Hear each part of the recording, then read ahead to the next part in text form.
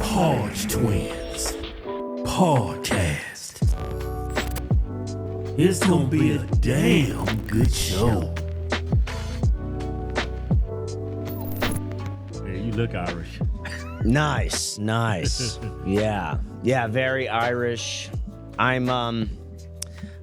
did the DNA test, and I was worried. I was nervous to do it because they'll lie and tell you you're part Jewish. And I was like, if I come back 1% Jewish, I'm gonna kill myself.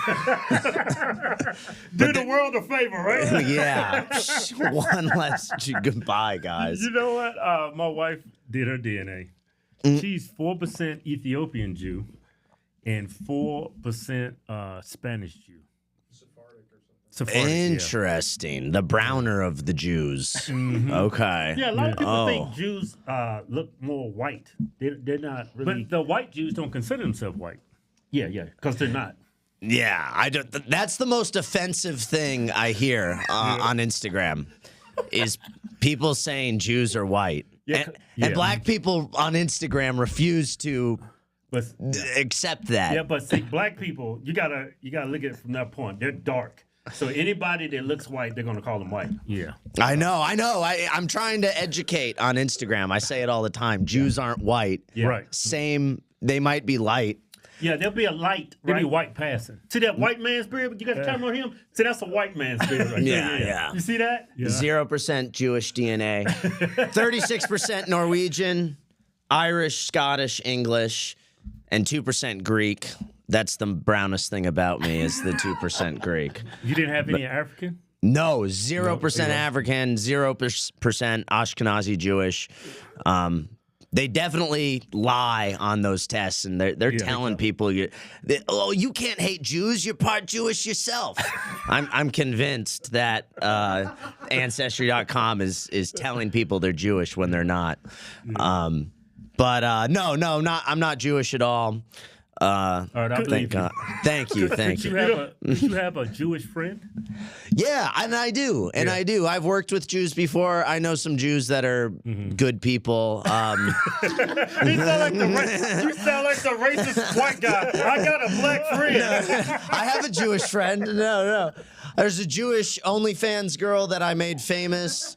Before, I made her tacos and shawarma. You can look her up. Right. Now she does OnlyFans. She's Jewish. I'm friends with her. Yeah. She's cool. Is she cool? She's cool. She's fine. Does she have a podcast called Tacos and Shawarma? Yeah. Okay. I made that podcast. So before I started making my own content, I was a clipper. I'm a Hustlers University graduate. I got 100 million views on Andrew Tate videos. And then I went to work for myself, making clips for different people's podcasts. Tacos and Shawarma, her Instagram page had 50 followers. I took her from 0 to 50,000 followers in 3 months, just clipping her podcast. She had this podcast. No one was watching it. I started making clips from it. It's all about the short form content. You could have a great podcast. No one's going to watch it if you're not clipping it and putting out the shorts. But don't you think you're a traitor? You helping out a Jew. Yeah, maybe, man. I've made up for it since then. That was like the beginning of my career. No, I got him back. I've been putting out. I got like 50 million views saying Israel did 9/11. I don't know if you've seen those videos that I've made, but blacks, women, Jews. That's the dark triad. That's what we're fighting. And blacks is a catch-all term for like minorities in general. This includes the Indians replacing us. Blacks just is in reference to the Great Replacement.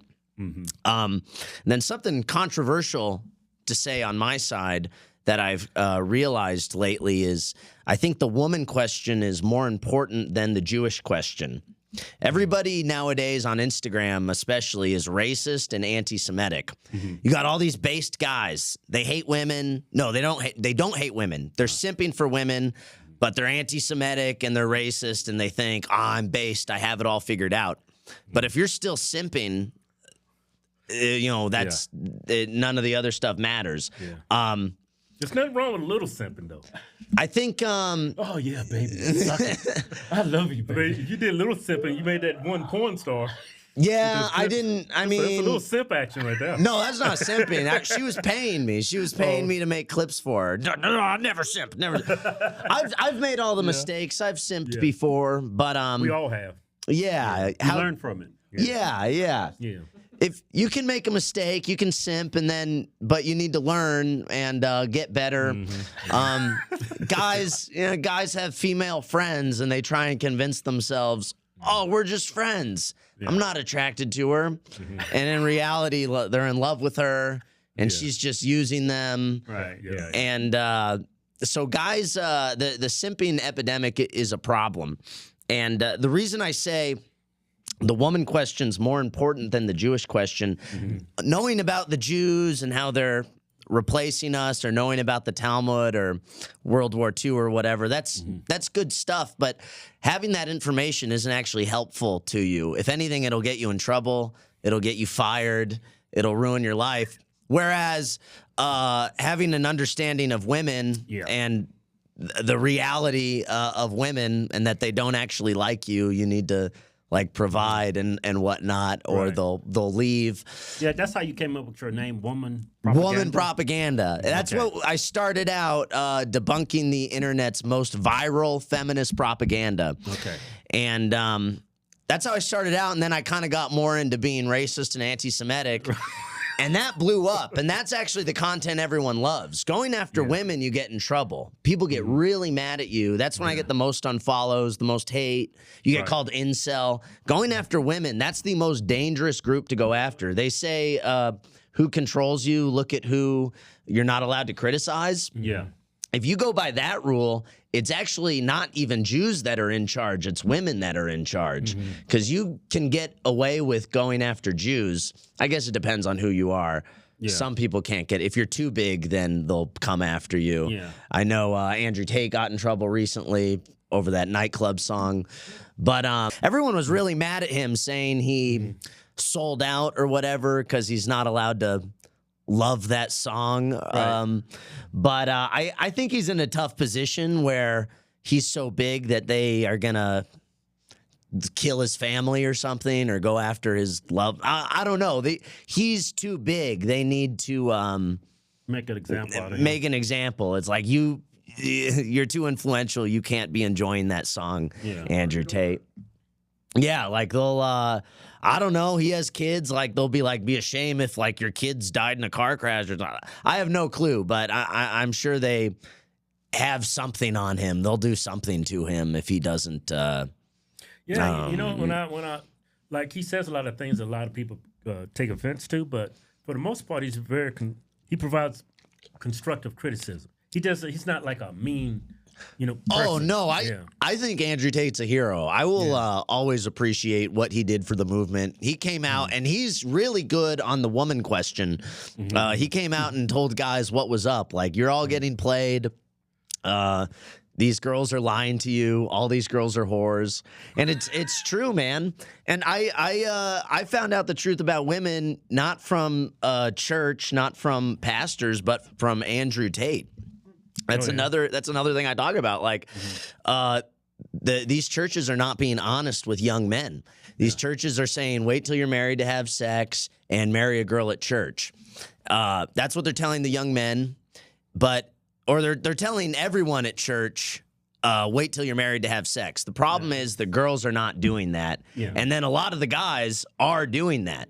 The church I grew up going to, the guys were waiting. I knew guys that were 25, 26, 30-year-old virgins.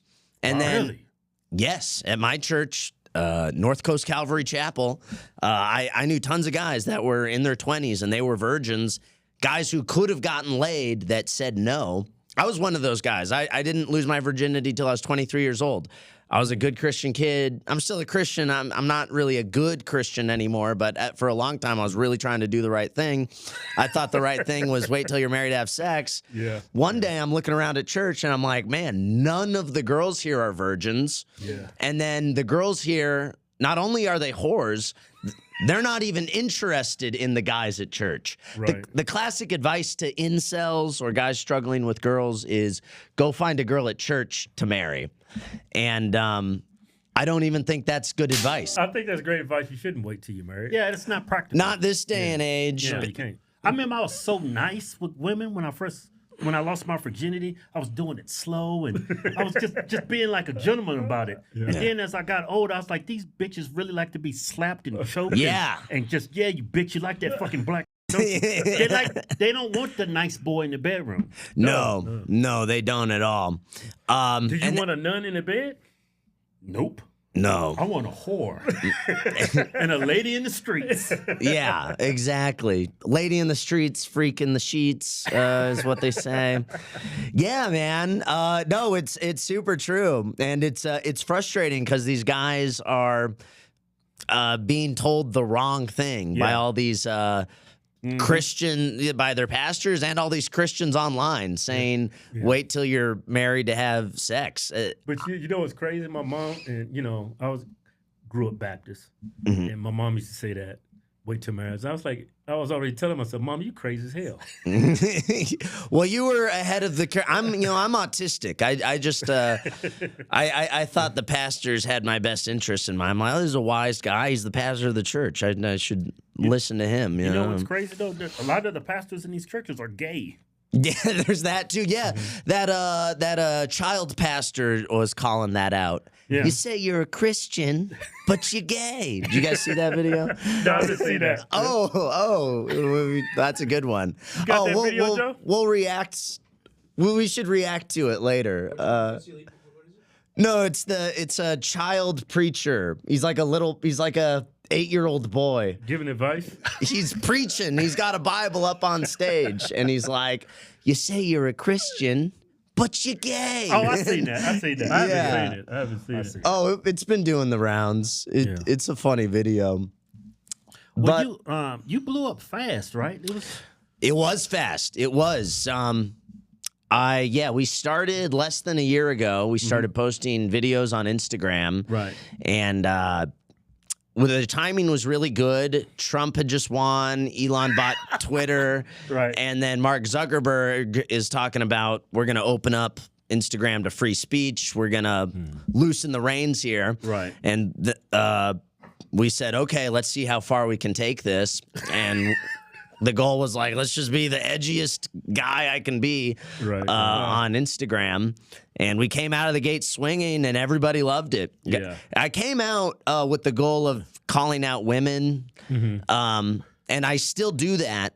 But the stuff that really blew up was the racism and the anti-Semitism. Yeah, well, black people are low-hanging fruit. It is. It's easy. It's too easy.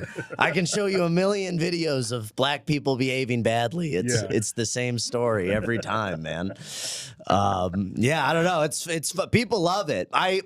Going after black people, I get more views and more engagement, and everybody loves it. I go after women, and people get upset. Yeah, it's a lot of pent-up demand when it comes to content criticizing the black community. Because people's been waiting for that. I got a video here. Us enjoying Waffle House late night knowing we've been to dine and dash. Congrats to you ladies. Hope you enjoyed your meal.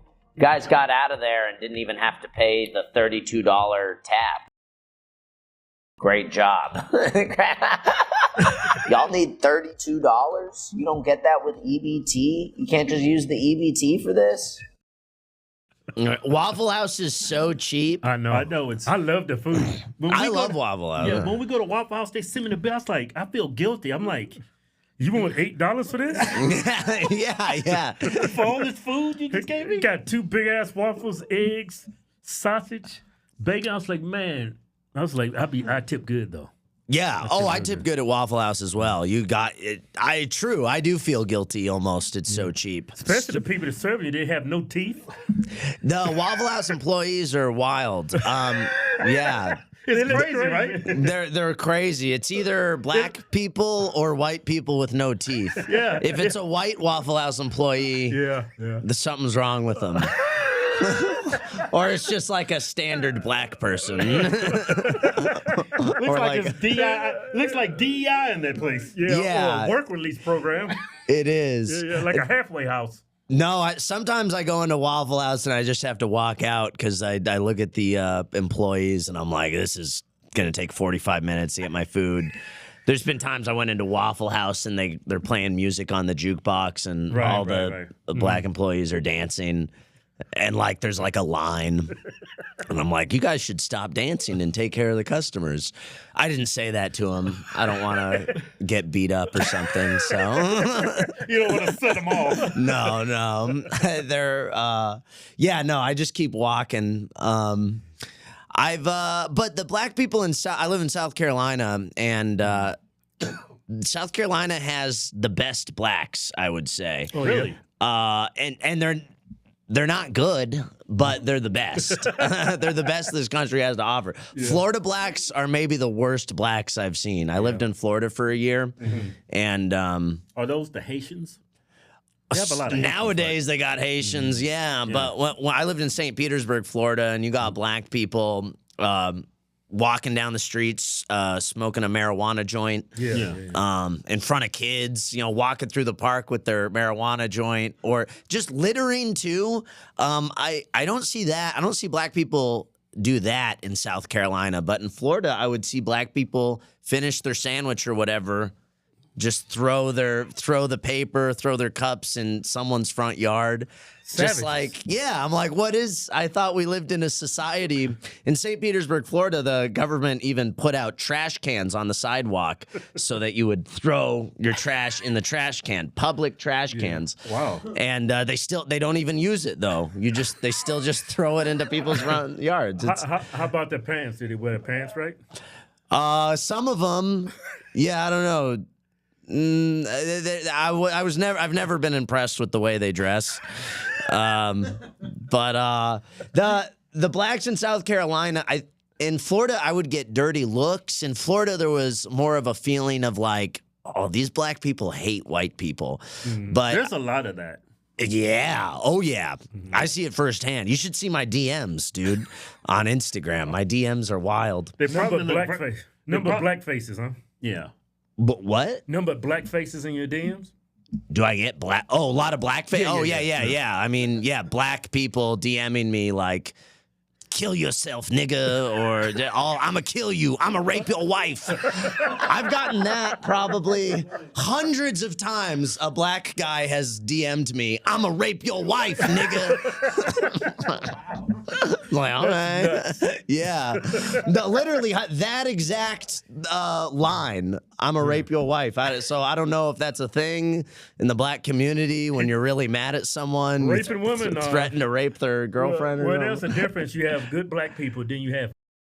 Yeah, exactly. For the most part, the blacks in South Carolina seem to not be bitter or hateful towards white people. There's a better vibe that I get. It's usually, and not all the time, but usually there's a better vibe from the blacks in South Carolina. Yeah. Well, that's good. Is what I would say about them. In general, like in the South, there's people just way more friendlier. Mm-hmm. The most friendly whites I've bumped into is in the South.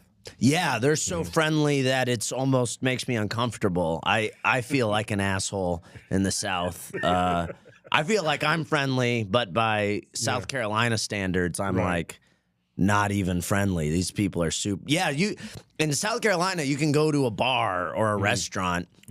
And strangers just want to talk to you. Right. Or when you drive them down the street, they'll just wave at you. Going down the road. There's stuff like that. I'm from San Diego, and in California, it's like that's unheard of. Like talking to a stranger is like almost offensive. Like people in California, especially San Diego, very stuck up. Yes. What part of San Diego? You grew up in San Diego?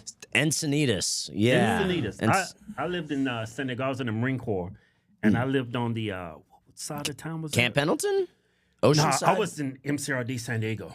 I was stationed there, right there in it's near Point Loma. It's right there by the airport. But anyway, I lived on the at one point in time I lived on the black side of town. I think it was the east side of San Diego. El Cajon Boulevard was the main road. Yeah, that was a rough place. But my rent was cheap.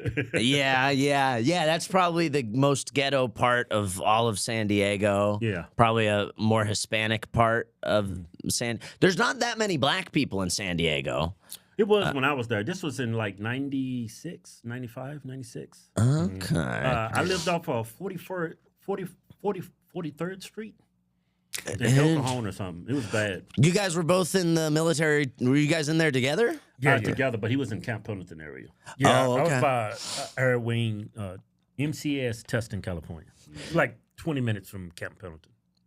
Did you guys ever? Were you guys in the dating scene when you lived in San Diego? Oh, hell yeah. That's when I was in the black chicks.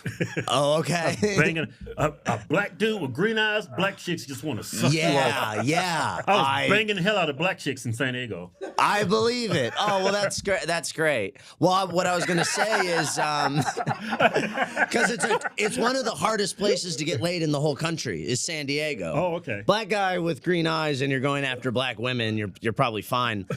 But as a white guy in San Diego, because the ratio, there's 3 single men for every 1 single woman in San Diego. Oh, it's called Man Diego. If you look up yes, we call it Man Diego. If you look up best places for single women to date, San Diego is up there as like number 1 or 2 every single time. Austin, Texas, and Denver is up there. Menver also has a crazy ratio. But because of all those military bases, they bring in all these single men and no women. The ratio is totally messed up. If you go out in Pacific Beach, if you go out to the bars on a Friday or Saturday night, it's 90% dudes at every bar. And it's horrible. The vibe, like all the guys there are like desperate and lonely, and you can like smell it on them. And it's like a sausage party. No one wants to go to a sausage party. I hope they got some glory holes in the bars. I wouldn't trust a glory hole out there, man. Not in San Diego. You're going to get sucked up off. Yeah, there's going to be another dude behind the glory hole. No, but it is for real. Well, that's one of the things I say to young guys who are trying to date, single young guys. The dating apps are dead, kind of wherever you are. Every once in a while, some guy makes a profile of an ugly girl and downloads Hinge and then shows, look, I'm this ugly girl on Hinge, and I have 2,000 likes on my profile in 24 hours. Wow. Really? Some guy on Twitter just did that recently, like some ugly Asian girl, and he's 2,000 likes on his profile, whereas an ugly guy will have 0 likes on his profile. The ratio is just total. If you're a dude who's used a dating app in the last 4 years, you know this is true, that dating apps are dead. So I think in-person cold approach is the last way, is the final frontier, and the original way. I think that's the best way, actually. Yeah.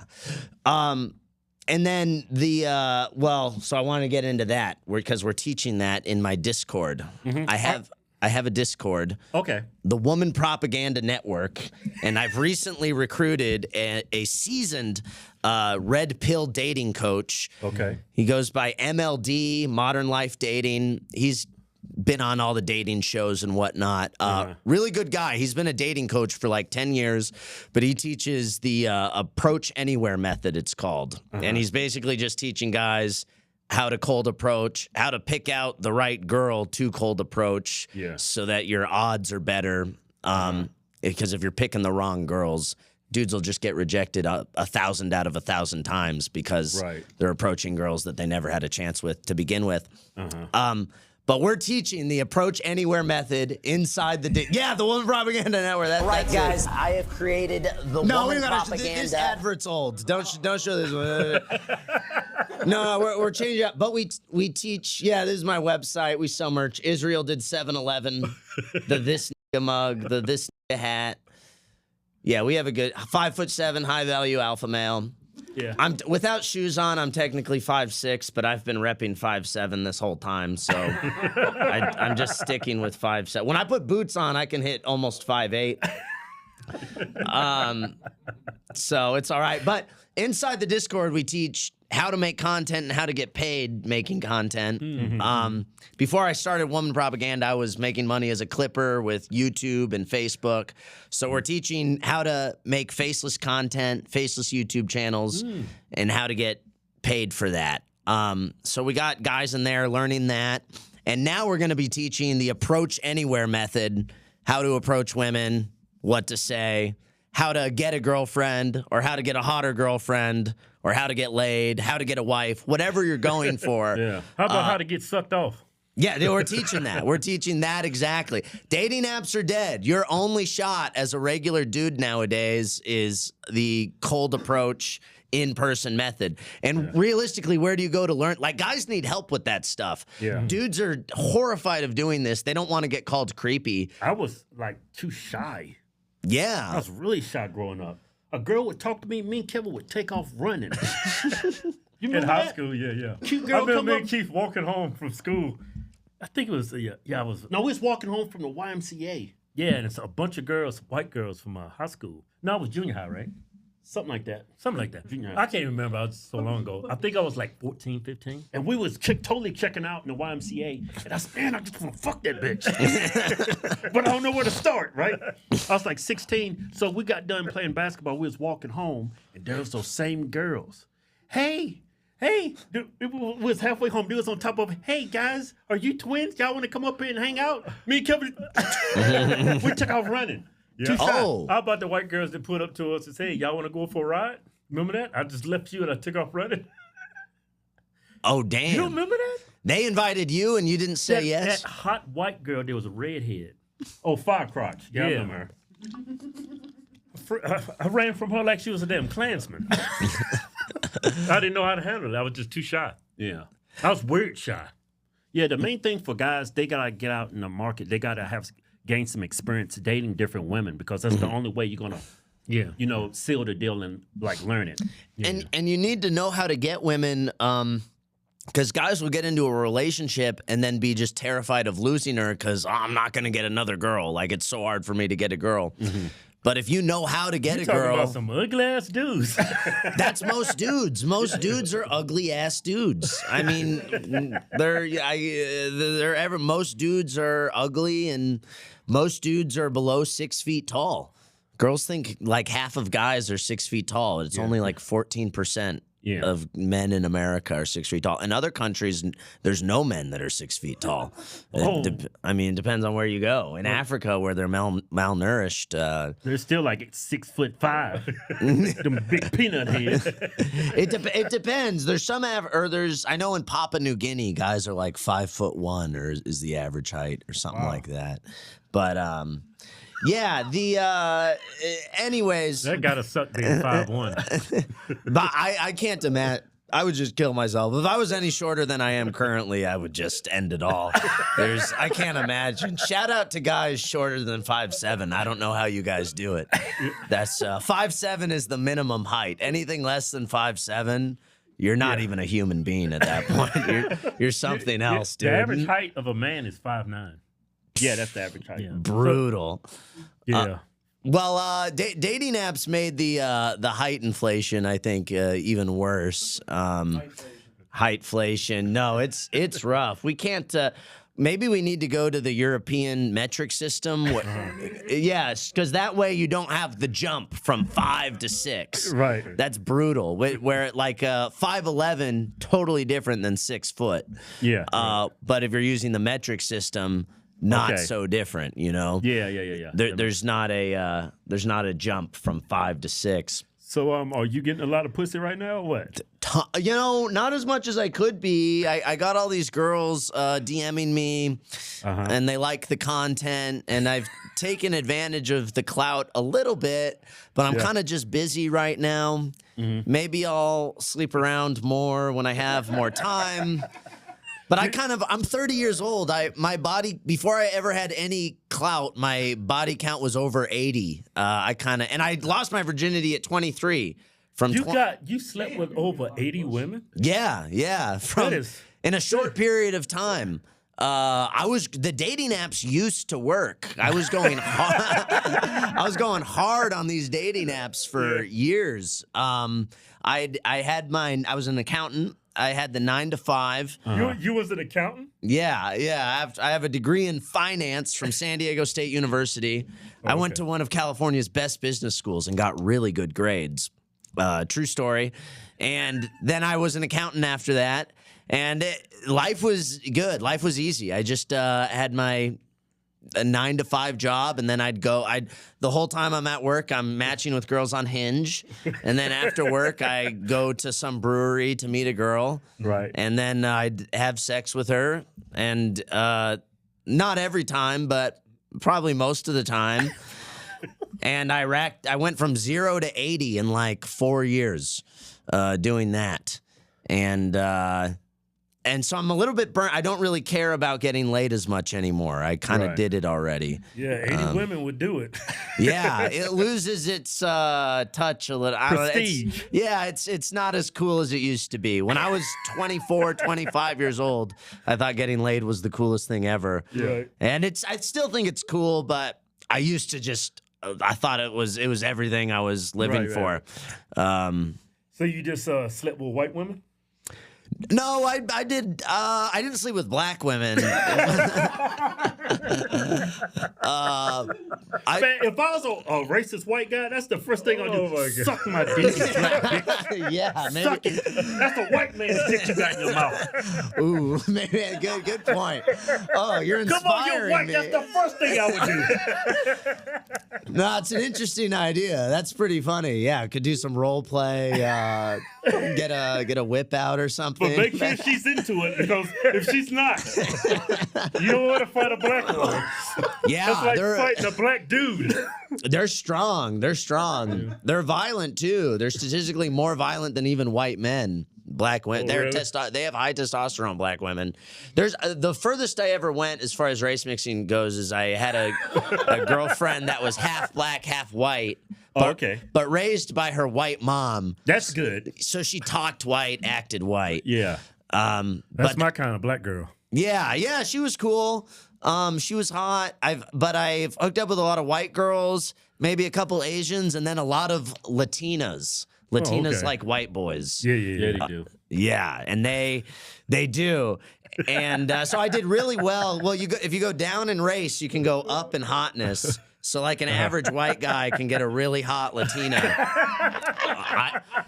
Another thing we teach in my Discord is how to be a passport bro. Yeah. Beyond just teaching the approach anywhere method, our dating coach MLD is a big advocate for passport bros. Hey, you know what? I see a lot of white men, older white men, go to like Asian countries like Thailand, Vietnam.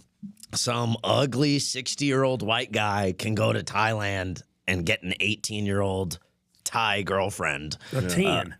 Who's hot, too. Yeah. Smoking hot. Whereas in America, that guy would be an incel. I really want white people to have babies.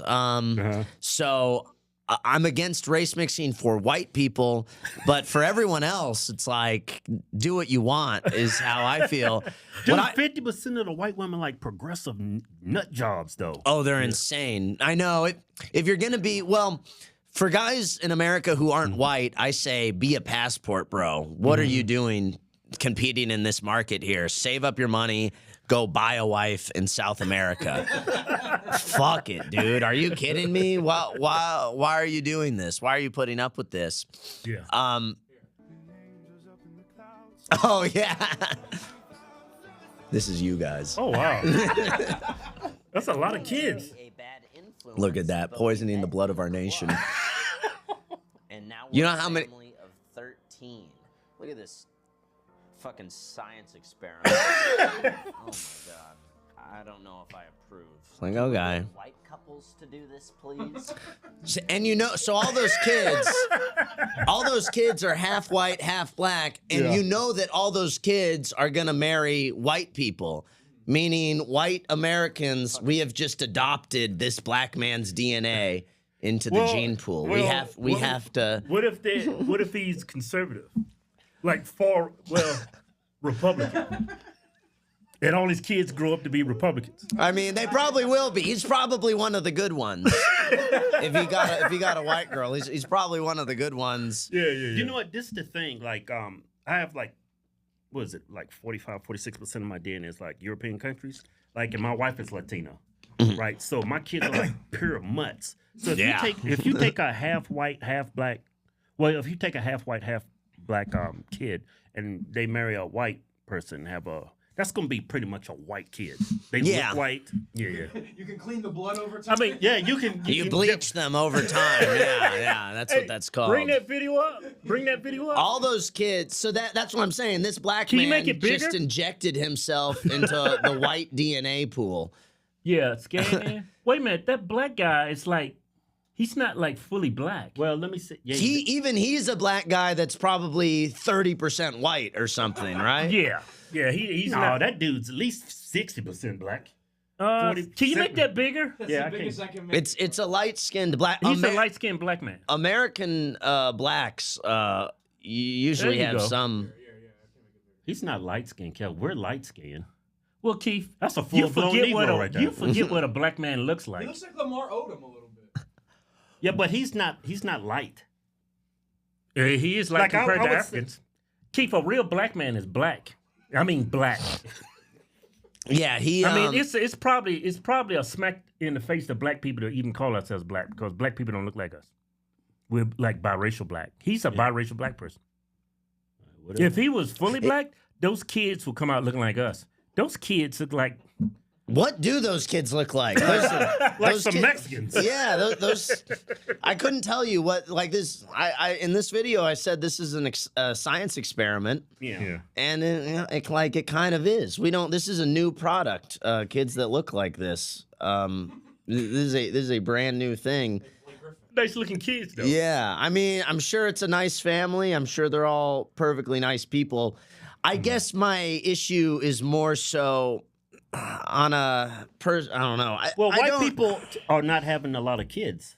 That's kind of my. I know, and that's kind of my issue. That's why I wouldn't even be talking about race mixing if it weren't for white genocide. I care about white genocide. White people are being replaced in our own countries. Yeah. And white people are not having kids at replacement rate. Well, you know what? It's a scary proposition for the United States and white people because the majority of people that's not white, other than white women, are all Democrats for the most part. That's the scary thing about it.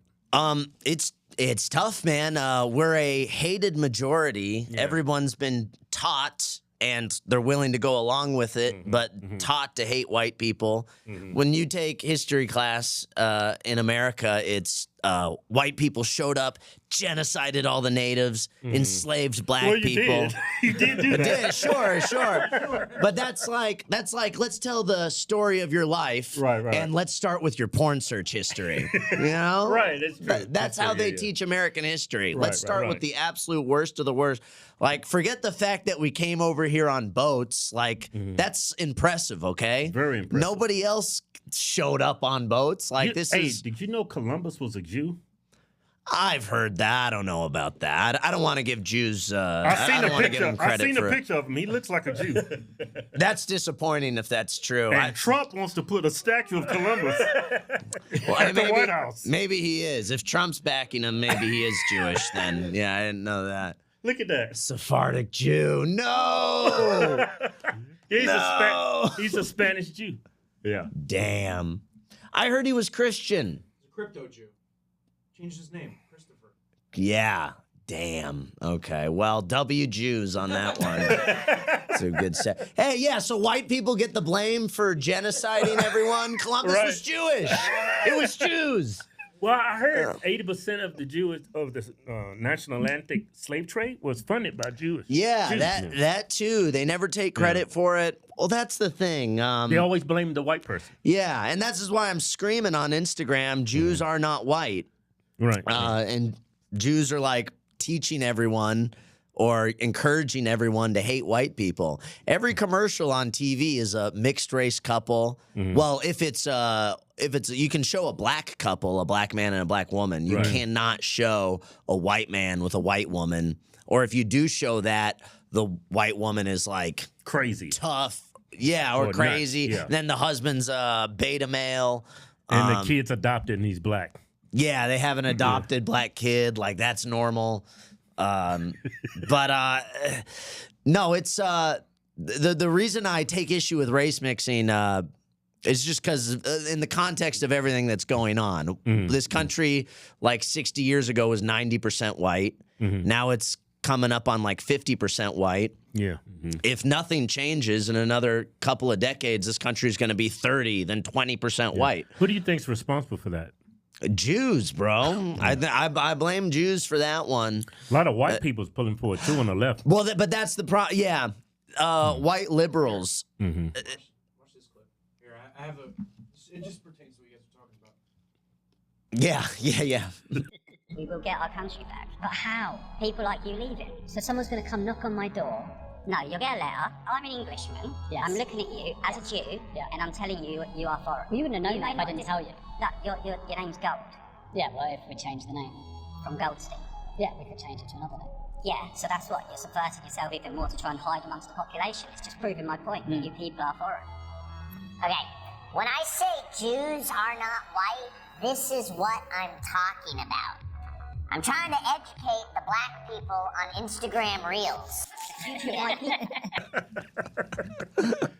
You might as well talk to a brick wall on that one. I know, they don't get it. They don't. Jews are white. What you mean? They refuse to understand. It's frustrating. But if you ask Jews, are you white? In the transatlantic slave trade, they did not play a minor role in our slavery. They played a major role in our slavery. And if they're going around expecting everybody to pay homage to them for what they went through at the hands of Hitler's Germany, and I don't have a problem with that at all. What happened to them was wrong. But if people should honor you for what you've been through, and if people should be held accountable for what they put you through, you should also be held accountable for what you put African people through. They sold us, they insured us, they built the ships that sold us. In fact, Jewish slavery art was so bad that they used to sell black people out in front of synagogues in Europe. They were selling us in front of theirs. Yes, sir. This is documented. Black people were sold in front of Jewish synagogues, and in some cases, allegedly inside of Jewish synagogues.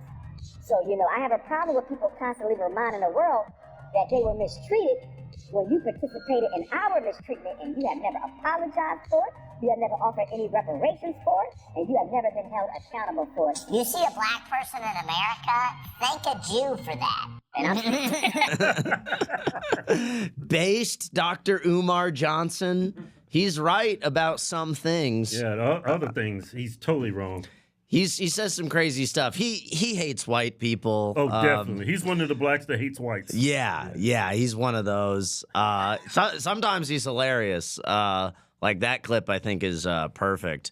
But yeah, man, it's a shame. All these Jews are kind of encouraging people to hate white people through the media, through Hollywood. It's like they partner with white liberal women. Yeah. I don't even like calling them liberal. They're more progressive than anything.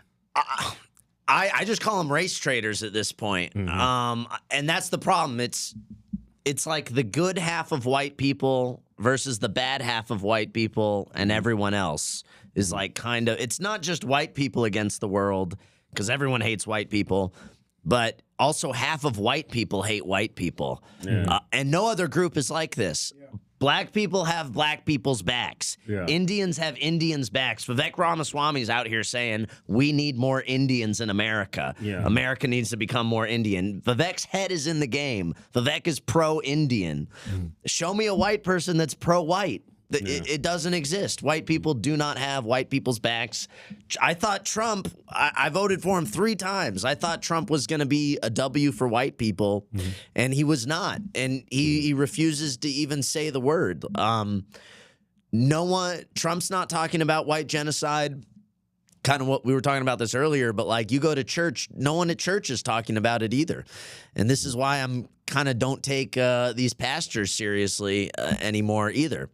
You think there's a white genocide in the United States? 100%. Yeah, we're in it right now. I mean, what do you call it when the country goes from being 90% white to 50% white, and all the non-whites in this country hate white people. And this trend is only getting worse. White people will become less and less and less of the population.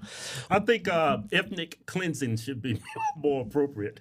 Yeah. Genocide is like just straight getting killed. Yeah. Like It's just taking Mr. McDougall. Hey, you got a white boy over here. Hang his ass.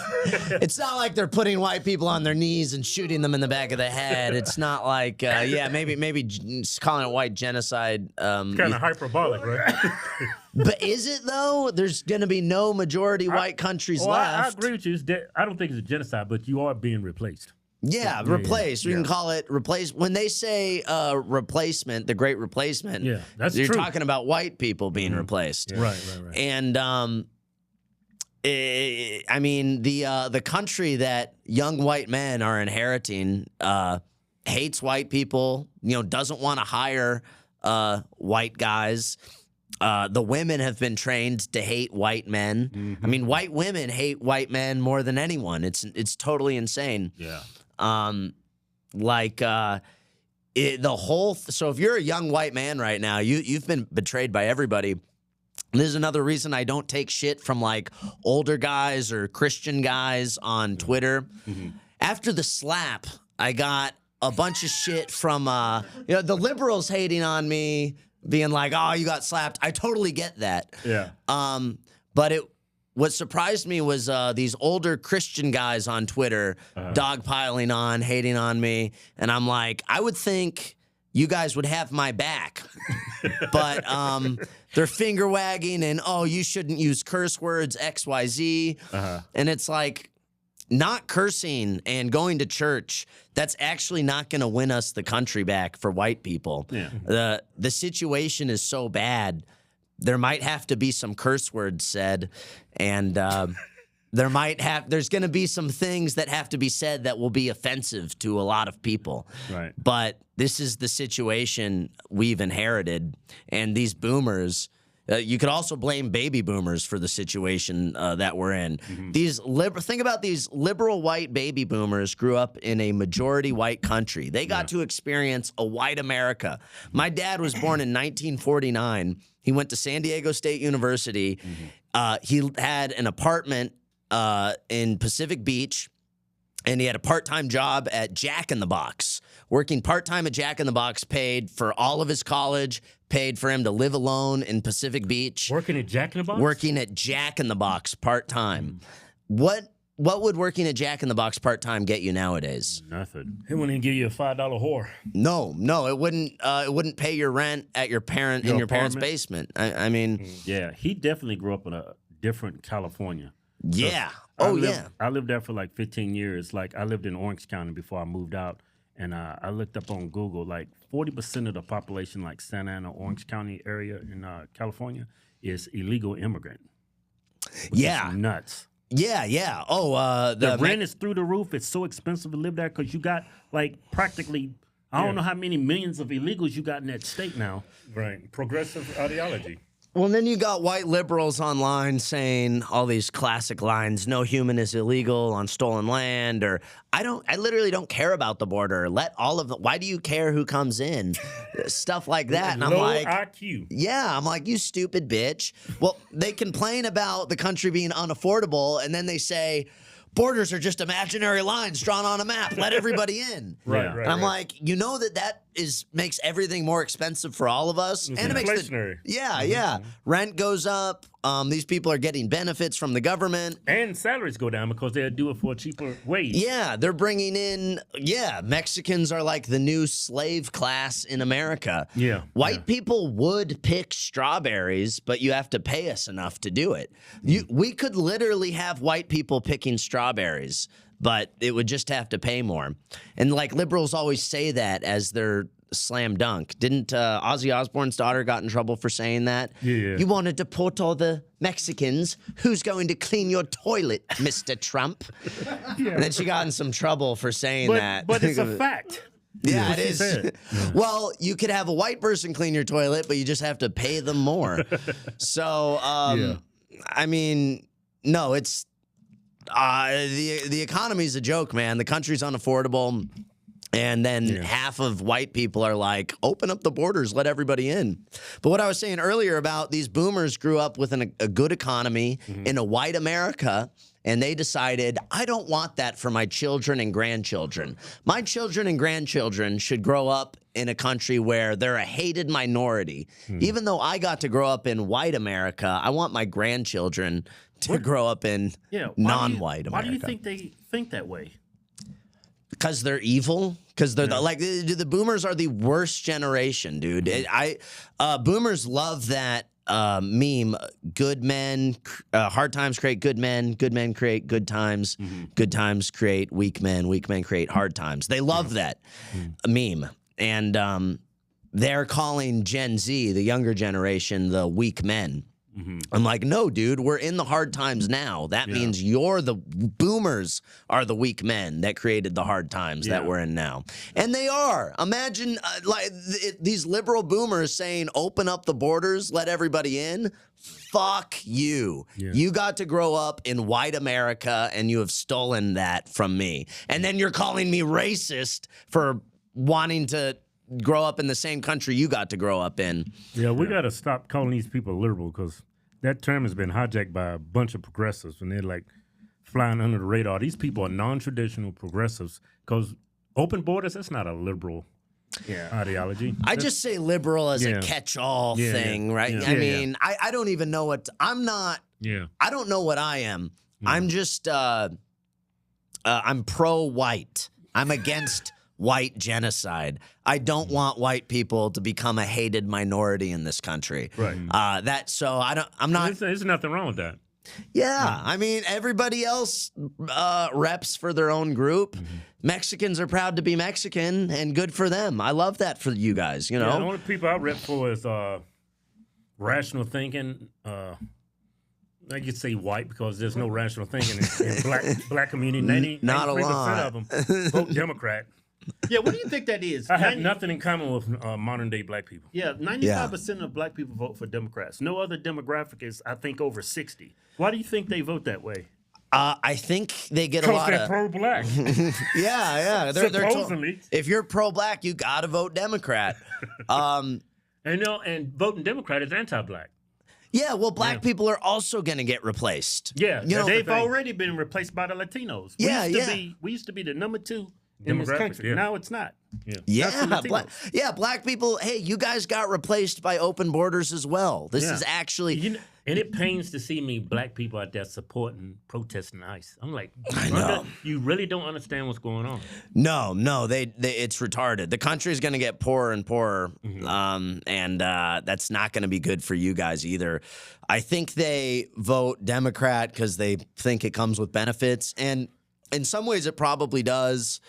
Are you guys? I seriously doubt that. Well, food stamps and Section 8 housing and stuff like that. Democrats promise we're going to keep the Section 8 going, but you need to get out and vote for us. A lot of black people don't work. They just collect these Section 8 housing vouchers. And a lot of people don't know about black. It's a subculture within the black community. All they do is have kids, and they on food stamps, and they don't pay anything in the system. And when tax time rolled around, they get like $20,000 tax refunds. It's like a career for them. Oh, it is. There's that's all over South Carolina. Black people who don't have jobs, and they're just getting all these government benefits. I actually started a political action committee to fight Section 8 housing. Section 8 housing means we pay extra taxes so that we can have black neighbors that hate white people. In Charleston, South Carolina, there would basically be no black people. There's nicer and less nice areas of Charleston. There's downtown Charleston, historical, beautiful, buildings that are 200 years old that you won't see anywhere else in the country. And then you just have like public housing or Section 8 housing in the next to $10 million mansions. Wow. Yeah, that's just stupid. It's just like, let's pay extra taxes so these black people can live rent-free in our white neighborhood. And these are black people who don't work, commit a lot of crime, do drugs, and just in general hate white people because white people racist and shit.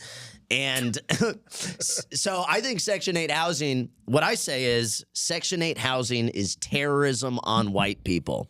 At any point, the government can come in and bomb your white neighborhood with a bunch of Section 8 who could not afford to be there if they weren't getting paid by the government to be there. I was driving by Lake Vegas. I was up in Lake Vegas, and it's this community. It's like $4 or $5 million homes, right? Mm-hmm. Right beside it is a trailer park. I was like, who the hell designed this layout? You're going to get these people killed. Oh, totally. Yeah. And crime goes up, your property value tanks. Mm-hmm. There is nothing beneficial about Section 8 housing. It's totally insane. If we're going to help people with rent at all, they should have to live in the poor neighborhoods. Put Section 8 housing in the ghetto. Like you're bringing the ghetto to white neighborhoods. And it should be temporary. Yeah, that too. People are on Section 8 housing forever. It's insane. It's supposed to be you get this until you find a job. But that's not how it's treated. There's black people that just stay on it forever. So it's totally corrupt. It also makes stability impossible. You can go build a new neighborhood. You can have a nice, beautiful neighborhood. And at any time, the government can come in and say, we're adding Section 8 housing to the middle of your neighborhood. And you can't do anything about it. It was just reported there's in Florence, South Carolina, there was a white neighborhood. There's non-whites in there too, but people that own their homes, pay their own rent. They have a nice neighborhood. The government says, we're building Section 8 housing down the street from you. All the people in this country club say, hell no, they try and fight it. We don't want to live next to Section 8 housing. Obviously, we all know what Section 8 housing means. No one wants to live next to it. You're going to ruin our neighborhood. You're going to take the value of our properties. These people try and fight it. They lose, so the Section 8 housing is going in down the street from them, and now they're being sued by the government for racism, for violating the Civil Rights Act. That's common sense. It's just common sense. There's black people that live in this country club that also don't want Section 8 housing down the street from them. There was a story with Steph Curry. Famous basketball player. Yeah. They was fitting to put Section 8 housing beside his community, and they fought it, and I think they won. Pull that story up, Joe. I think you need a black guy to be the face when you fight the Section 8 housing. I'm not racist. This black guy also doesn't want Section 8 housing. That's what you got to do. I think it's common sense, though. You don't want a bunch of low-income people because it brings crime. It brings danger for people. Hey, would you like the value of your home to drop 40%? NBA Steph Curry joins neighbors in opposing affordable housing plan for ritzy, what is it, Atherton? Yeah. That sounds rich. I live in Atherton. well, I gotta plug my PAC here. It's a nonprofit. Stop8.vote. You go that's catchy. Right? You go to stop8.vote and you sign the petition. Our goal is to get Section 8 on the ballot in every state in the country. So you will be able to vote when you vote for governor and whatever else you're voting for. You'll also be able to vote yes or no on Section 8 housing. That's the goal. Stop8.vote. End Section 8 housing. Take so you're trying to end it or put restrictions on it? All the above, anything we can. I want it gone completely. But there's been no real effort. No one has tried. No one has. It's a multi-billion-dollar scam. A lot of rich people make a lot of money on Section 8 housing. It's inflationary too. Oh yeah, they're printing money. I mean, the whole thing's a joke. The inflation part is the least worst part about it. I mean, that's true too, but I think the worst part about it is just ruining neighborhoods, property values. More money is lost ruining property value. Oh yeah. And then everyone that lived in this neighborhood now has to sell their house at a loss and move so that they can move to a different, safer neighborhood that will also eventually get bombed with Section 8 housing. You mentioned this is going on in South Carolina. Are these a bunch of white Democrats doing this?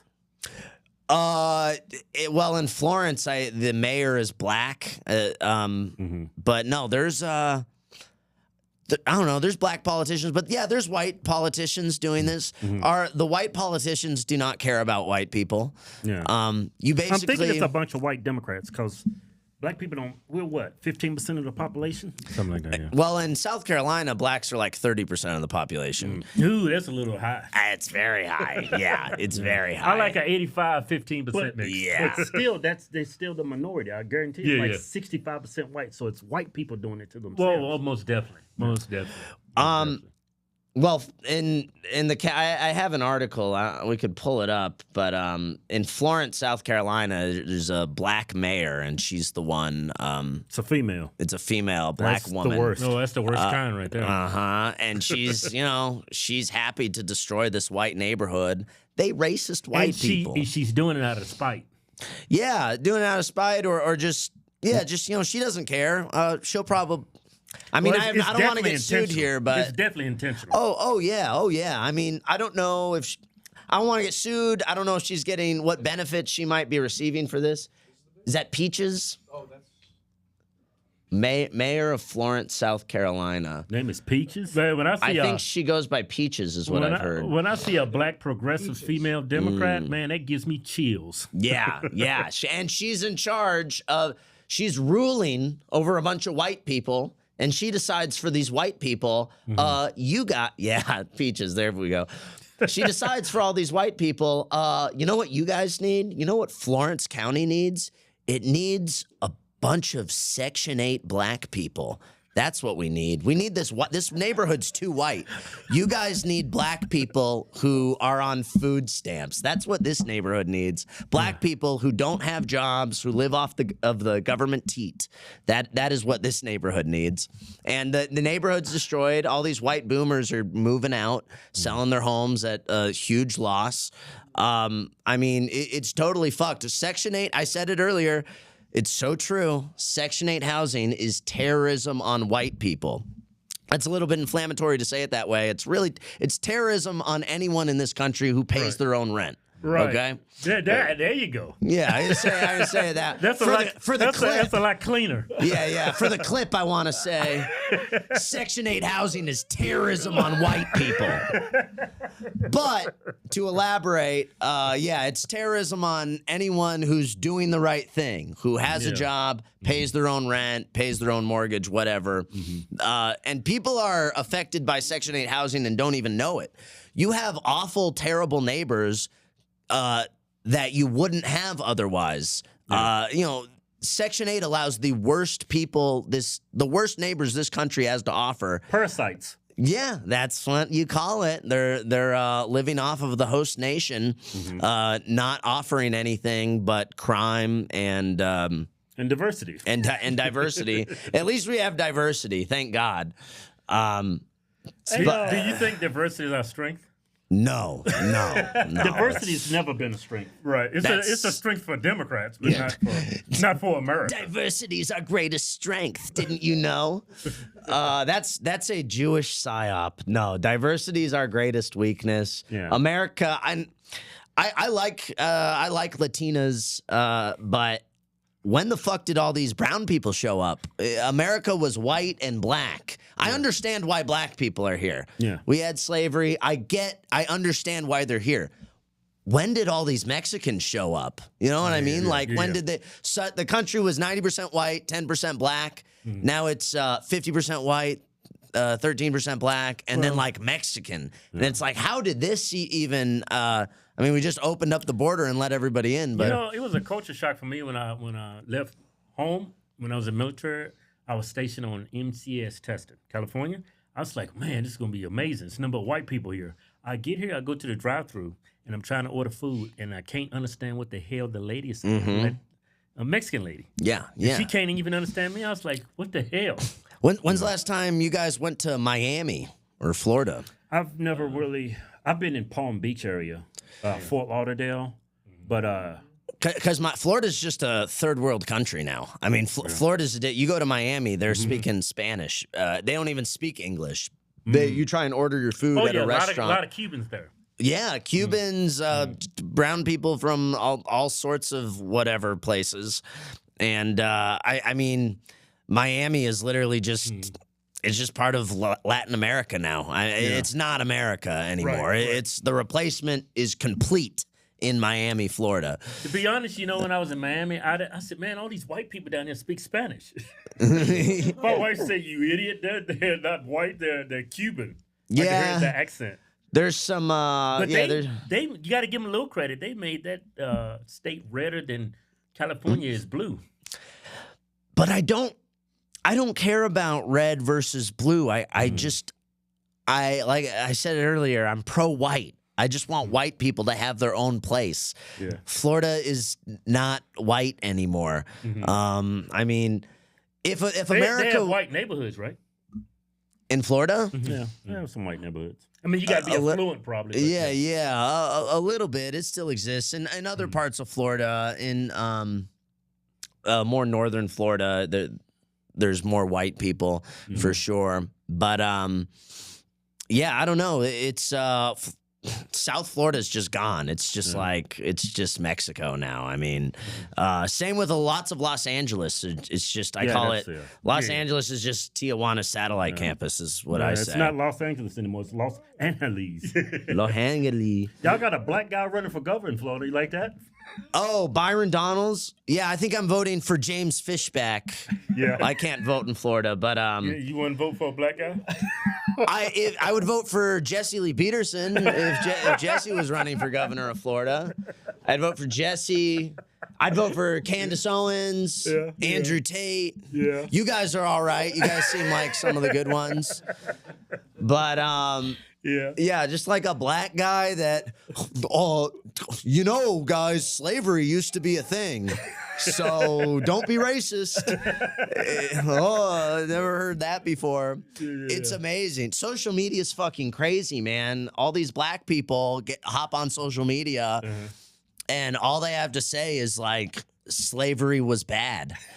It's like that's the one take. That's the only take they have. Slavery bad, white people bad. Yeah, I don't understand why my people celebrate oppression. I never got that. Man, you guys got out of slavery and you survived and now you're free and you live in the richest country in the world. Chill out, relax. White people are not out to get you. Yeah. You think black people's attitude would change if we paid them reparations? No. They're going to hate us forever no matter what. Yeah. If paying them reparations made their attitudes better, I would do it. I'm down. But I know it won't. And we, through Section 8, EBT, food stamps, affirmative action. Like, what do you think that was? That's reparations. Yeah. Us letting you into colleges you don't deserve to get into, that's reparations, dude. So we've given you reparations. You still hate us. You keep asking for more reparations. And now you're asking for reparations from people who are a minority in this country. Like, pretty soon, white people are going to be 20% of the population, and black people are still going to be asking for reparations. And it's like, yo, dude, white people don't even own this country anymore. Well, what's crazy, I put up a stat. They said the top 4 or 5 earners in America is not even white. Yeah. Well, white people are... it's brown people. Yeah. White people are kept out of the market, to be fair. White people are disproportionately not let into colleges. I mean, yeah, I think as far as of all of our billionaires, like half of them are Jewish, something like that. I don't know what the statistic is, but white people are less and less empowered every single year. And then the white people that are rich and successful are not pro-white. They don't have, I mean, Donald Trump does not represent white people. He does not have white people's backs. Yeah. Show me one thing that Donald Trump has done for white people. He's trying to do deportations, but that seems to be ending now because... I think, see, that's a stat right there. Median household income in the United States by ethnic group.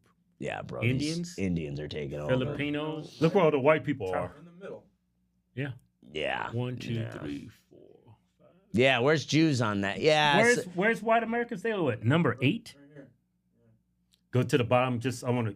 Go to the bottom. Who's at the bottom? Of course. Oh, damn. My people. Isn't that crazy? Hispanic, Latino, I'm sure a lot of those people are illegal, and they make more than black people that's born here. Yeah. Shows you the difference between the two cultures. They purposely kept Jews off that map, bro. They just count Jews as white people Yeah. Did you guys see the Tyler Oliveira's documentary? I haven't seen it yet. Yeah. So I think it's his best work yet. yeah. Oh my God. Yeah, he went to Juville. Curious Joel, it's called, and it's all these Orthodox Jews. None of them work. They all get Section 8 and food stamps. Oh yeah, that's right. I've been meaning to watch that. Yeah. It's amazing. It'll make you angry. It's a bigger scam than the Somali fraud. And this has been going on for decades and decades, and it didn't get the same amount of coverage that Nick Shirley's video got. Because you're not busting black people, you're busting Jews. Yeah, and you know I think that's why black people say white privilege and all that stuff, because they consider them white. And if you're considering Jews white, then I do understand what you mean by white privilege. Right. But yeah, it's frustrating, man. It's so devious. Now I'm in a position where I got to convince black people that Jews aren't white. It's just kind of impossible. It's like a mulatto race. Yeah. You could be black as pitch black, and you could be white as snow. What?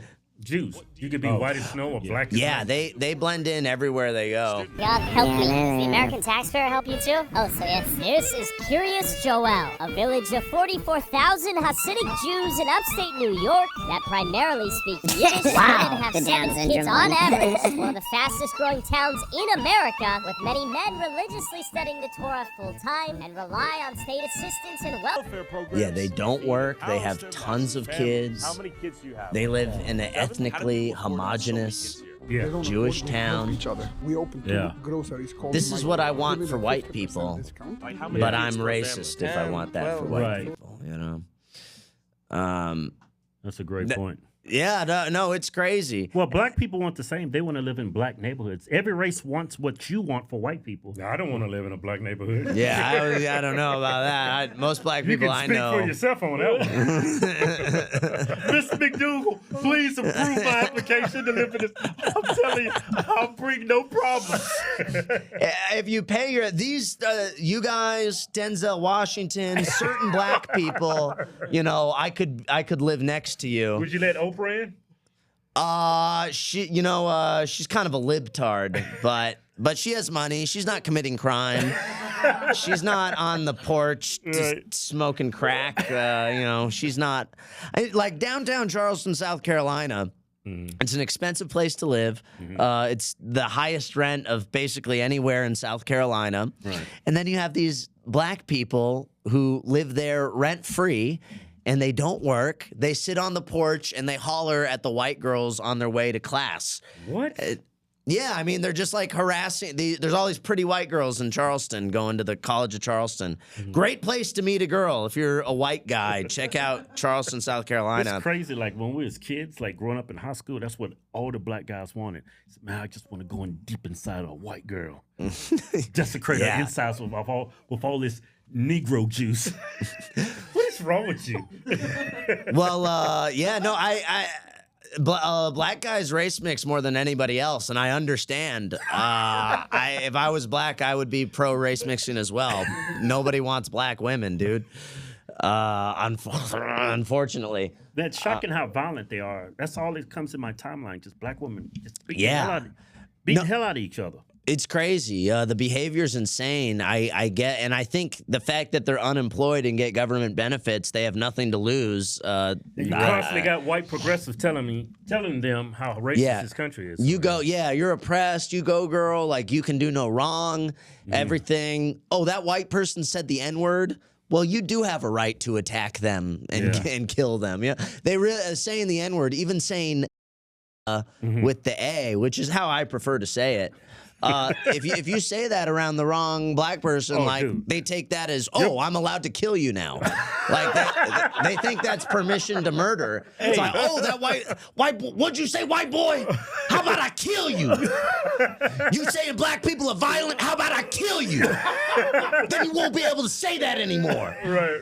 It's insane. And that's the response every time. I say black people are violent, and then I get all these death threats from black people, and the black guys telling me they're gonna rape my wife. And do you guys not see the irony in that? You know, Dog, it's unbelievable. Yeah, this went viral. They love to be pretty white girls too. They take a special. They're jealous. Look at the dude.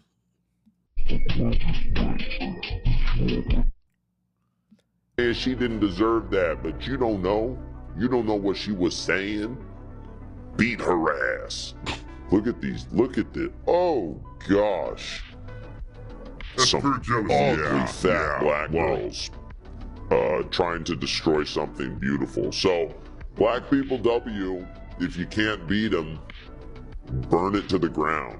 Black people W. Yeah, if the roles were reversed, that'd be all over the news. That'd be all over the news. National story. The white girls responsible would go to jail. Some fat, ugly white girls beat up a cute little black girl. Can you imagine? It would be the biggest story in the world. It'd be riots, people marching and shit. Dude, it'd be unbelievable.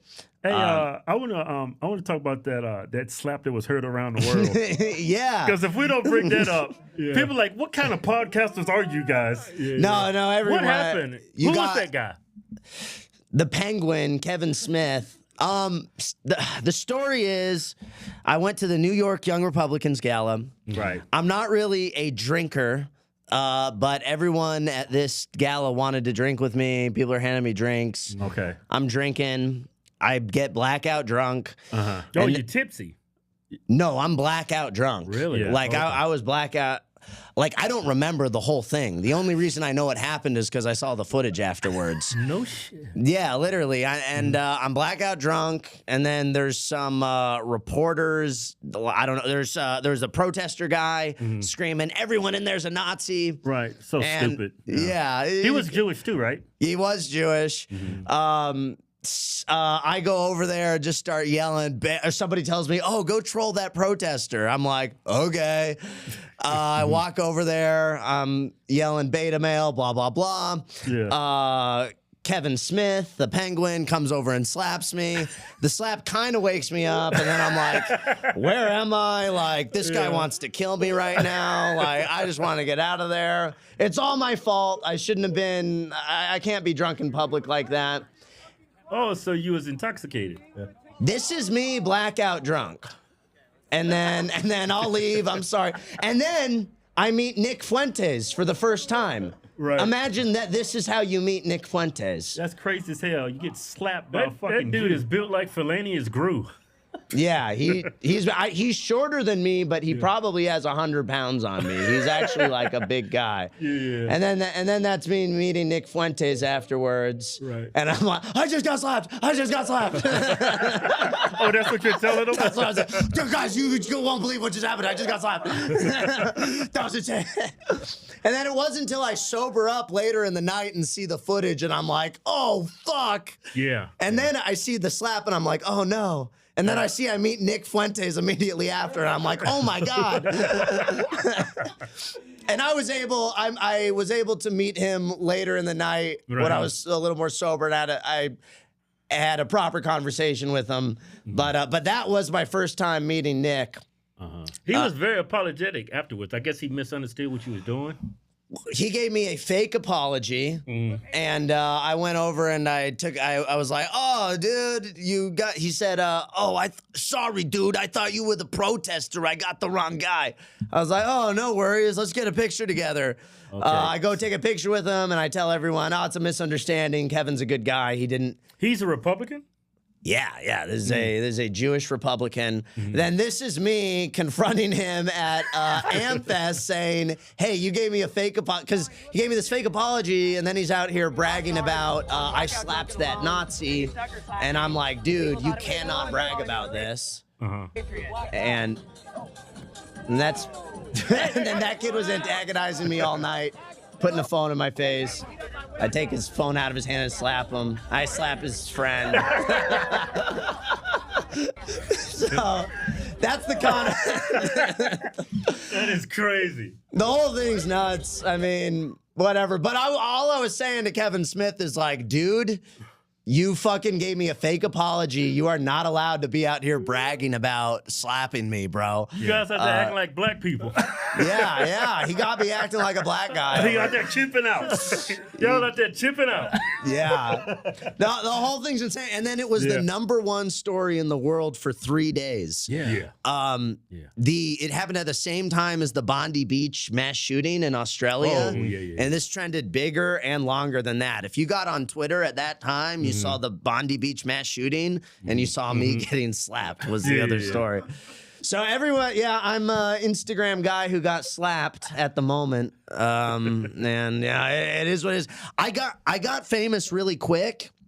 And I'm not out here thinking about, I wasn't thinking in terms of personal brand or like my aura. Right. Yeah. Everybody said you lost all your aura. Yeah, I saw that a lot. Yeah. I'm like, I didn't even know what aura was, and like I get what it means now, but I wasn't thinking like that, and I'm just like I'm too famous to be drunk in public. So my new rule is I'm not gonna let that happen again. I'm not gonna be drunk in public, and I assume one day there's gonna be a copycat slapper. And I'm gonna be prepared. I'm prepared for the copycat slapper. So hey, you've been beefing with a guy named A Smart. What's that all about? Or so I didn't know who that was until earlier. Joey told me, and then I guess he made a video complaining about my cotton picking video. You did like 3 of them. Cotton picking video. You go out there and you pick cotton and you got a message. Yeah. I've done it a couple times, and it blows up every single time. Here's one of them right here. Yeah.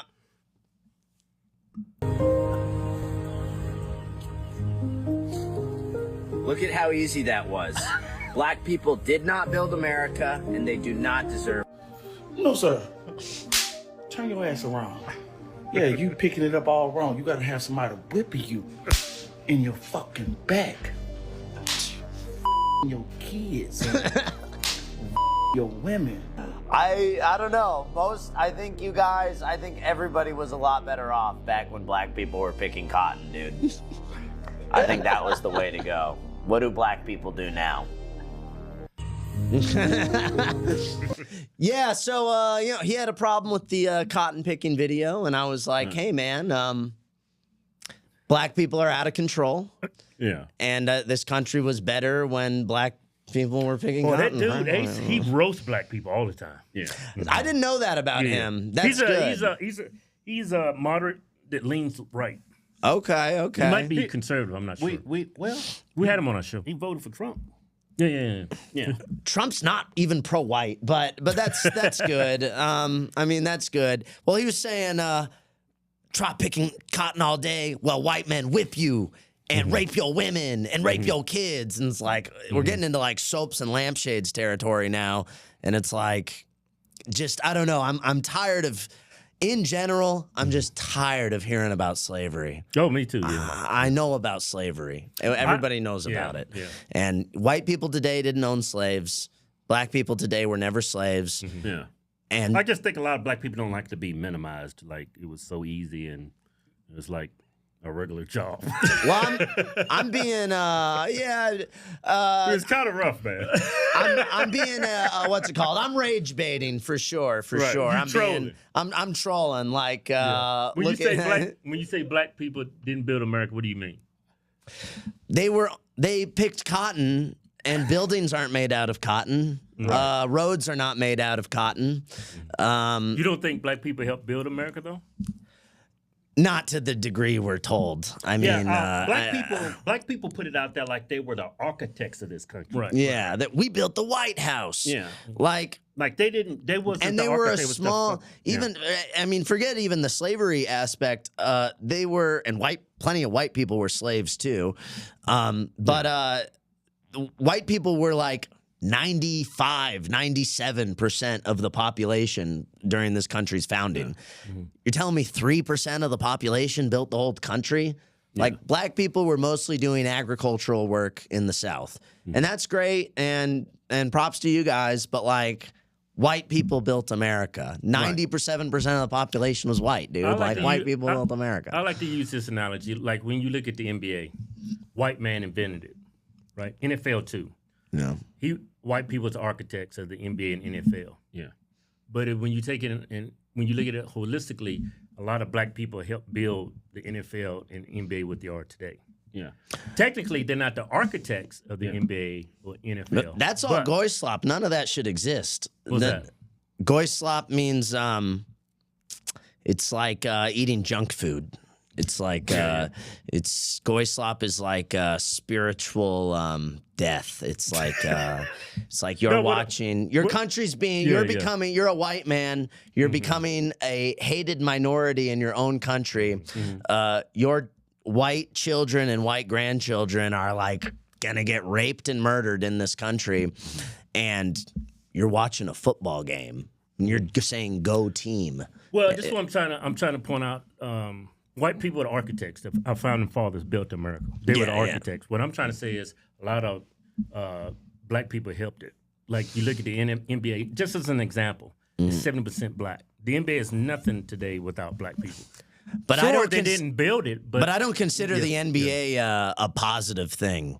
I consider that it's that's the Roman Coliseum. Like I don't consider the NBA building America. That's like without black people, you wouldn't have the NBA. You wouldn't have gangster rap. Oh no, what would we do about the NBA without the NBA and gangster rap? Like I don't. There's plenty of great black people who I think are. I love Kanye, you know, but 13% of the population doing 50% of the crime. Everyone knows that statistic. I'm talking about the architects of America were white. I'm not denying that. Yeah. This country was helped. I mean, black people helped build this country. They're certainly a part of the culture now. Like they're a part of American life is dealing with black people. That's true. But I don't know. I don't really give them, as far as building the country, I don't give them a lot of credit for that. Well, when I say build a country, our gross domestic product. Well, they're 13% of the population, and they do 5% of the GDP, which is net negative. No, well, you conflating today with the past. I'm talking about the past. Black people, we weren't the architects, but we did help build the country. They used the labor. Yeah. I say if you want to use that word, build the country, it would be the architects who built the country. Right. Yeah, without the architects, you don't have nothing to begin with. But black people were around, and black people helped, and they can be proud of that. And but they walk around calling themselves foundational black Americans. Yeah. Just using these stupid buzzwords. They're really hyperbolic about their role in building this country. Like the blueprint and the architects was the white immigrants that founded the country. Right. Yeah. But you're gonna offend a lot of people when you say black people didn't help build America. I know. Well, that's what I do. That's the point I'm trying to make. Yeah. No, and I think that's why he was so fucking pissed. A lot of people were mad about that. I'm like the worst type of famous you can be, man. Yeah. A lot of people want to kill me. I'm not complaining. But I don't know. It's just I don't have a issue with, I don't know, black people in general. I've seen like these old videos, like I think from like the 50s and 60s up in New York. They building these skyscrapers, and all you see is these white dudes just up on these ladders with no damn safety harnesses, dangerous as hell. Yeah. It wasn't black people building those freaking high rises in the 40s and 50s. Right. You know what I mean? Right. It's crazy. I mean, I just think we shouldn't minimize black people's input. You know, shouldn't minimize it. Well, I guess what I'm saying is it's been exaggerated, right? And I'm the one guy in the world willing to minimize it, I guess. Who else is out here minimizing black people's input? Nobody. Only me. Only me. Who else is out here saying black people ain't shit? It's only me. And no, I like black. I know some great black people, but like, to be honest with you, if I could go back in time to the founding of America, and I'm in the room with the founding fathers, I would tell them, you got to send all the black people back, and you got to no more Jews. Well, a Confederate is definitely killing you. Who's? The Confederates. Yeah. Well, they want them slaves. They'd have killed your ass. I know. Well, we could have just used white slaves. Yeah. I don't know. I think if I could go back and explain to the founders the consequences that would come with, I mean, I would just go back and tell the founders about race mixing, and they would puke and they would exile all black people from America. Yeah. I bet you is what these guys were racist, dude. Yeah. I don't think the founders ever could have fathomed that one day we'd have a black president. If the founders knew that democracy would one day lead to a black president, they would have not done a democracy. I think they would have. We would have done monarchy. We would have had George Washington be king or something. The founders had views that you can't even fathom, dude. Like they like the national anthem. It was like they had some racist shit, man. Yeah. Everyone's been racist for all of time until recently. Well, there's nothing wrong with a little racism. I think it's just honesty. I'm racist. Everybody's racist. Exactly. Everybody's racist, but it's only white people that are told you're not allowed to be racist. Right. That's why I say the things I say. That's why I'm bold about what I'm doing. You pushing back. I'm pushing back. I'm like, no, white people can be racist too.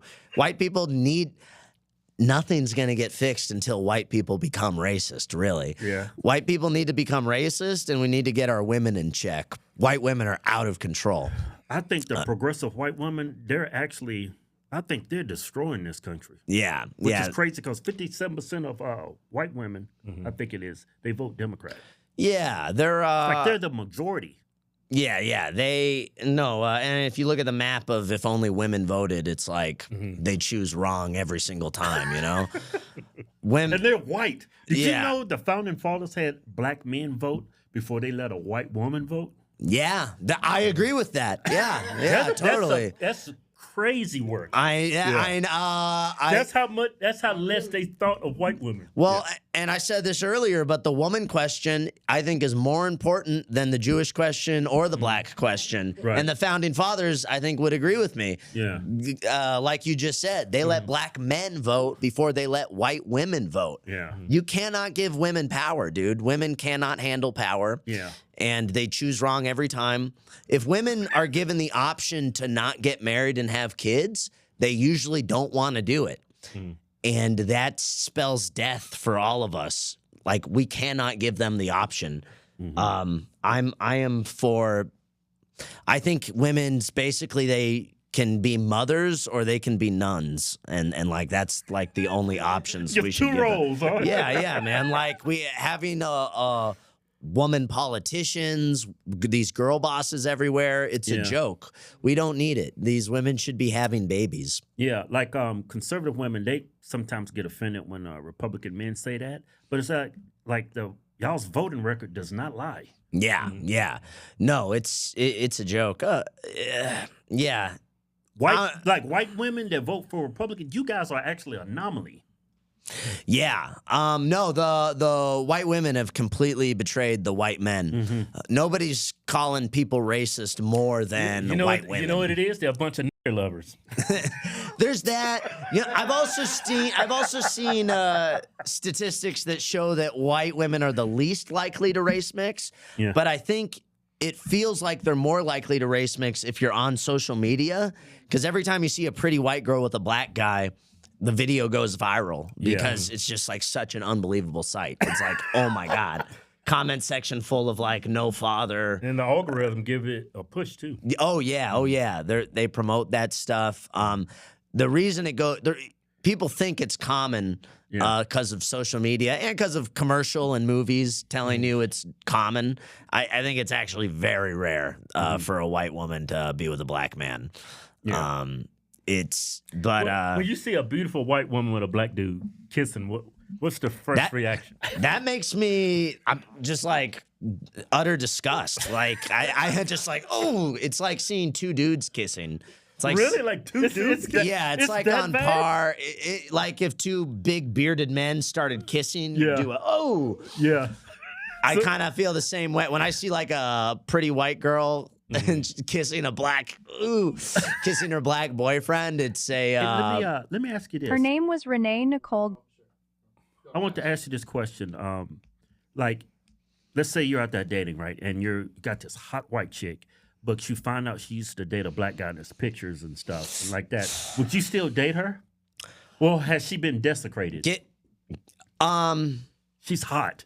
If she's, if she's really hot, maybe I can look past certain. If she's hot enough, you can look past certain things, right? Now, come on now, a black man's been inside of her.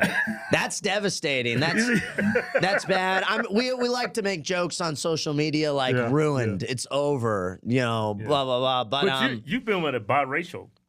I hooked up with a. It was 7 years ago, but yeah, it rubbed off. You washed it off, right? Yeah, it's gone at this point. It's gone. Yeah. I dated a girl for a few weeks who was half black, half white, and she was cool. Raised by her white mom, she talked white, she acted white, and she looked kind of white too. She was cool, but it's different. A white guy getting with a black girl, that's different than a white woman getting with a black guy. What's worse? You pushing your supremacy on her, right? Yeah. When I do it, it's cool. If a white woman's getting with a black guy, that's like, what the fuck are you doing? That's so insane. Like, you're a pretty white woman, you can get a white guy. You don't need to. Why do you think like that porn, like a white girl and a black girl? Why do you think it's so popular? It's like the most viewed genre. What is the most viewed genre? White women with black men. Yeah. What? Yes, porn's Jewish. Jews love that. When I see a white woman with a black man, that makes me more anti-Semitic than anything else, actually, because I do blame Jews for that. You know what's crazy? At our comedy shows, you know how many white men have propositioned me to sleep with their white wives? Yeah, white Republicans. Yeah. Wow. It's like every show. I wouldn't say it's every show. Are these boomers? How old are they? They're around my age, 40s. 50s. Wow. Well, shit, I just turned 51. I forgot about that. Why do you? Why? What is that? That cucked? I mean, I don't even know what's happening. What happened in your life, dude? That you're asking for that? I don't even know what to say it's to like you. I don't know. It's like I think y'all actually invented that genre too. Cuckold. Yeah. Jews invented that. It's a black guy with with a white woman, and the white guy's just in the corner. Just squeezing one off. Yeah, that's just sounds Jewish to me. That's bad. Like that's the kind of stuff that radicalizes me. I'm like, man. So back to my question: would you still date a white chick after she's been with a black guy? Me personally, because I have a personal brand and aura to protect, I personally wouldn't. But a non-social media version of me, I could look. If she's hot enough, I could look past that. Probably. How you feel about Asian women? If she's hot enough. Asian women are like very, very feminine. The most feminine race of women. Yeah, I think out there. Besides white women, I would say Asian women are the next hottest group of women. Yeah, and I think Latina women are hot as well. Yeah. Right. I like the big booty Latina thing. Yeah. And I think black women are like the least attractive. If we're gonna be honest. And you know what? Yeah. It's actually the hair that I don't like the most. I can't do that. You don't like the Velcro action? No. A black woman that puts on a weave, I think, can look pretty good when they do that. Name some attractive black women. I think Amber Rose is hot.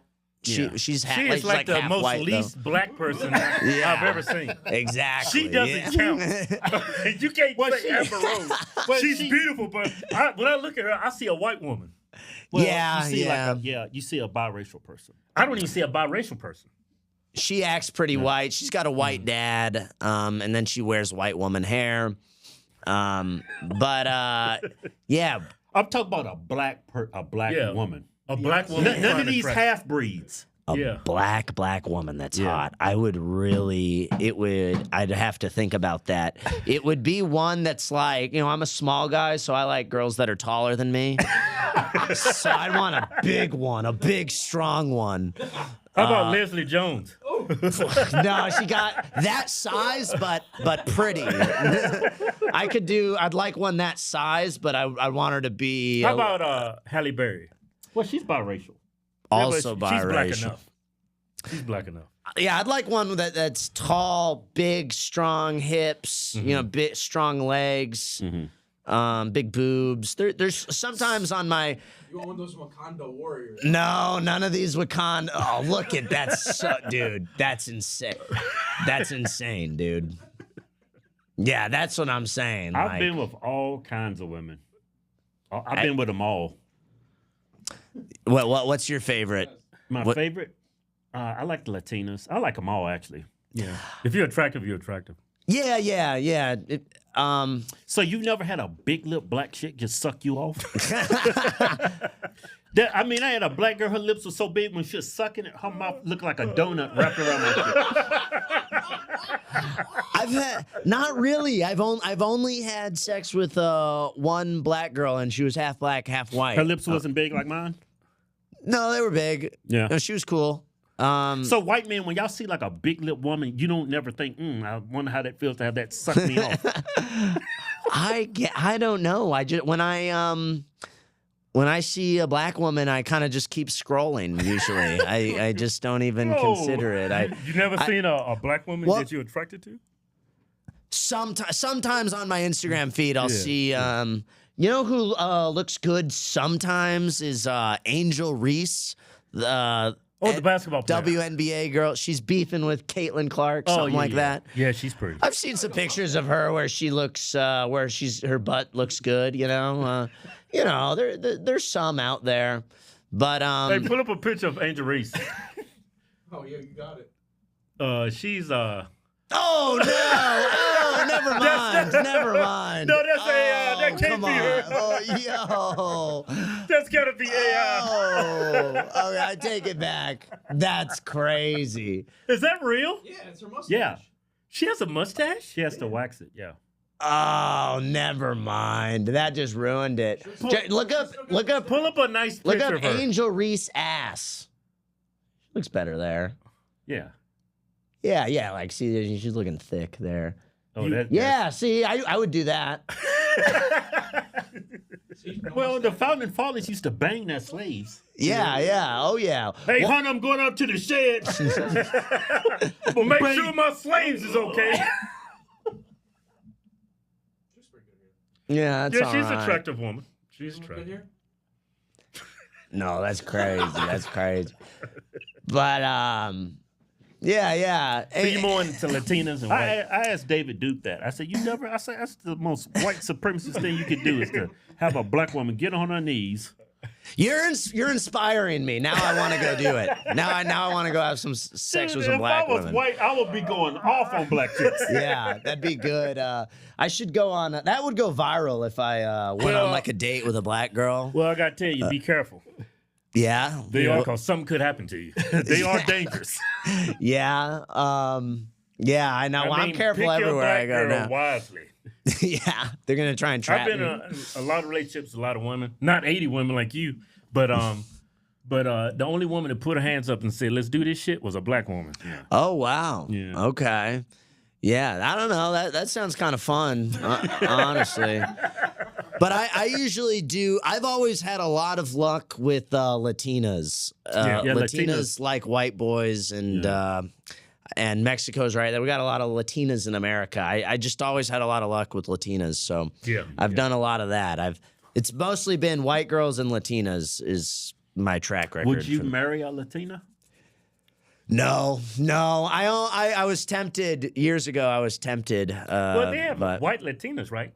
Yeah, but still, if you have a baby with a Latina, like probably my skin color or lighter, the baby's white. Baby's gonna come out white. Yeah, there's Latinas where like I've actually they're a seen 60% white Latina. You know? Yeah. Oh yeah. I guess if it's that'd be creating more white people. If she's like light, yeah, you taking one from the Latinos and the blacks, and you putting one for the whites. Yeah, maybe if she's light skinned enough. I don't know. I think because of everything I'm doing, I have to get a really white girl. I feel like because you need to get Pearl or something. Yeah. I'd love, dude. Pearl's a big girl. She could fix my short DNA. Her legs is insane. If I had babies with Pearl, the babies could be tall. You know. Yeah, 6 feet at least. Yeah. That's such a shame. That's so crazy that she would do that. That's my only beef I have with Pearl. Oh, she's with a black guy, huh? Or she? Oh, yeah. What is she currently? She was at one point. He wasn't black. He's Dominican, right? And No, I remember when she said that. I said, "Oh, he's Dominican. He looks black to me." Yeah, Pearl has some elite white people DNA. Pearl needs to be with a white man. I like Pearl. My only issue with Pearl would be that she's not having white babies, but she's done some great work. I think she's done a lot for the movement. She was putting Andrew Tate on early. Pearl's awake on the woman question. Mm-hmm. I think Pearl's out here telling the truth about women. No, she's great. So thanks for coming, man. How can everybody find you? Yeah, thank you for having me. You can find me at whitesupremacy.com. You can find me at wanghalf.com. If you want to get in touch with me, join my Discord at womanpropaganda.com. I talk to everyone in the Discord. It's a men's only Discord. I kick out any women who join, and you don't get a refund. It's $50 a month. Inside the Discord, we teach you how to make content, how to get paid on YouTube and Facebook. And now we also teach you how to get laid. We have a red pill dating coach. We are teaching the approach anywhere method. The dating apps are dead. Everybody knows it. The men especially know it. Inside the Discord, we are teaching men how to approach women in person. We're teaching IRL methods. It's the only way to get a woman anymore is IRL. And where do you learn how to do that? Guys need help with this stuff, especially the young guys. They've never done it in their whole entire life. Scared of getting called creepy. Join my Discord. We teach the approach anywhere method. We have a seasoned red pill dating coach. We're going to get you laid. We're going to get you a girlfriend when you join the Woman Propaganda Network. Hosted on Discord. Too. Yeah. If you're into black girls, we teach you how to be a passport bro. We train guys on how to be a passport bro. We're pro passport bros inside the Discord. So find me in the Discord, womanpropaganda.com. Yeah. Thanks for having me, dudes. Thank you for coming, bro. Look at that white hand. These are the good black guys right here. I would vote for these guys if you guys were to run. Yeah, I wouldn't do that if I was you. Keep it white, my friend.